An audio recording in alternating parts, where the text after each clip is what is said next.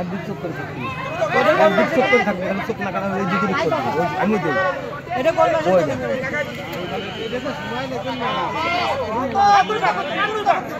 আবার যারা গোল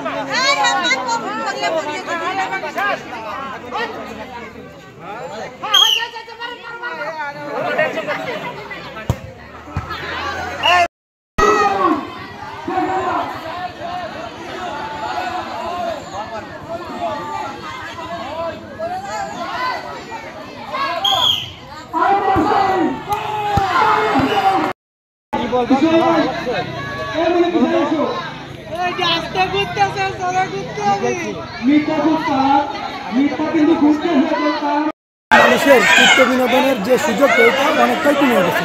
এই চিন্তাভাবনা করে আমি দেখলাম যে আমরা ঈদে যারা বাইরে থাকি আমাদেরও তো সময় পাই না, আর গ্রামের মানুষ খেলতে চায় কিন্তু আয়োজন করে দেওয়ার মতো পরিবেশ না থাকে, তারা খেলতে পারে না। তো আমি এই চিন্তা করে দেখলাম যে ঈদ আনন্দ, ঈদে সবাই বাড়িতে আসে, আমি যদি এই ধরনের কিছু আয়োজন করতে পারি গ্রামের মানুষও, আমি গত 3 বছর যাবত আয়োজন করে আসছি, গ্রামের মানুষদের সাড়া দিচ্ছে।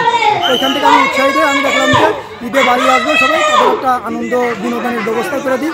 কারণ এখন মাঠ নেই, মাঠ না থাকার কারণে অনেক খেলাই সম্ভব হয় না, যে কারণে ছোট্ট পরিসরে যে খেলাগুলো আয়োজন করা সম্ভব এবং দর্শকরা যেগুলো পছন্দ করে আমি ঠিক সেই ধরনের খেলাই আয়োজন করেছি।